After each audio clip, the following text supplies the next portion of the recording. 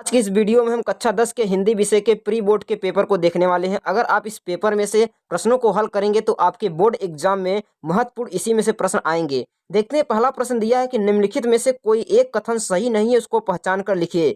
हिमालय की पुकार जयप्रकाश भारती की एक नाटक है, ये तो सही है। संस्कृत के 4 अध्याय दिनकर जी का काव्य संग्रह, ये भी सही है। गुनाहों का देवता धर्मवीर भारती का उपन्यास है, ये भी सही है। कलम का सिपाही प्रेमचंद की नहीं है, कलम का सिपाही जो कि अमृत राय की रचना है।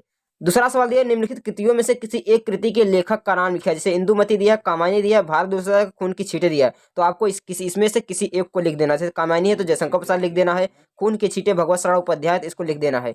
अगला दिया है, बर्फ की गुड़िया के लेखक कौन है। तो बर्फ की गुड़िया के लेखक जयप्रकाश भारती हैं। शुक्ल युग की समय विधि लिखना है, तो शुक्ल युग की समय विधि 1884 से 1941 है।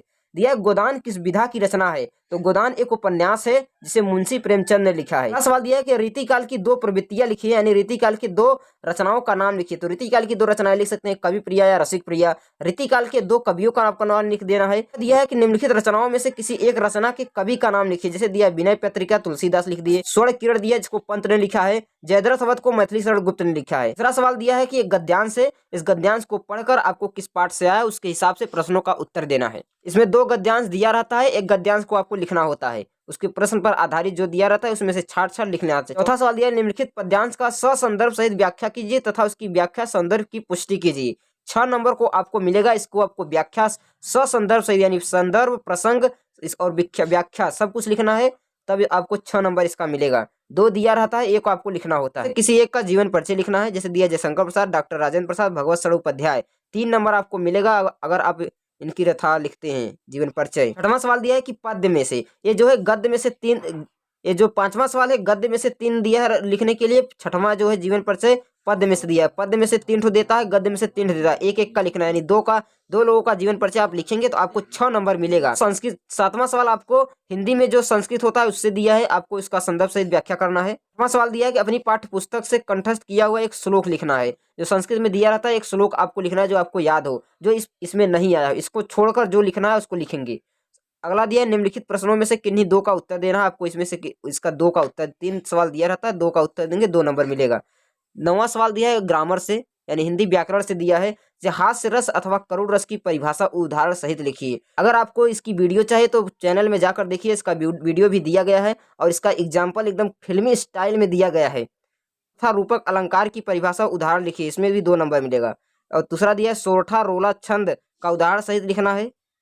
निम्नलिखित उपसर्गों में से किन्हीं 3 के मेल में से एक एक शब्द बनाइए, यानी इसमें से जो दिया है इसमें 3 में से एक एक शब्द बना, से प्र दिया है, परा दिया है, अप दिया है, सम दिया है, सु दिया है, नी दिया, अब ये इसमें एक एक शब्द बना लेना है। निम्नलिखित में से किन्हीं 2 प्रत्यय का इसमें 2 बनाना है, 2 प्रत्यय का 4 ठो दिया है, 2 ठो बनाना है, 2 नंबर मिलेगा। इसमें 3 ठो बनाना है, 3 नंबर मिलेगा। अगला दिया है कि निम्नलिखित में से किन्हीं 2 समास विग्रह, यानी 2 का समास विग्रह कर दीजिए, 2 नंबर मिलेगा। लिखित शब्दों में से किन्हीं 2 के तत्सम रूप लिखिए, यानी ये तद्भव रूप दिया है आपको, इसका तत्सम रूप लिखिए। जैसे अदरक दिया है तो उसको अदरक लिख देना है, आंख दिया है तो उसका चक्षु लिख देना है। अगला दिया है किन्हीं 2 शब्दों का पर्यायवाची लिखना है आपको, पर्यायवाची लिखने से अग्नि दिया है पावक लिख देना है, अश्व माने घोड़ा होता है, कमल चंद्रमा, आपको 2 का पर्यायवाची लिख देना है, 2 नंबर आपको मिलेगा। 2 पर्यायवाची लिखना है। 11वां सवाल दिया है, निम्नलिखित में से 2 संधि विच्छेद दिया, आपको इसका संधि का नाम लिखना है। सुधन आगतम, मातधन आज्ञा, तदाधन एवं लिधन आकृति। आपको इसको संधि करना है, संधि का नाम भी लिखना है, तब आपको 2 नंबर मिलेगा। ये फल एवं मति का शब्द का द्वितीय विभक्ति एक वचन लिखना है, आपको सभी नहीं लिखना है बल्कि द्वितीय विभक्ति का एक वचन लिखना है, उसके लिए 2 नंबर मिलेगा। निम्नलिखित में से किसी एक धातु का लकार एवं पुरुष लिखिए, यानी पठति, हसते, पश्यति, इसका धातु और लकार वचन लिख देना है बस। निम्नलिखित में से किन्हीं 2 वाक्यों का संस्कृत में अनुवाद करना है आपको, इनमें से 4 ठो दिया है, 2 का करना है, 1 नंबर मिलेगा।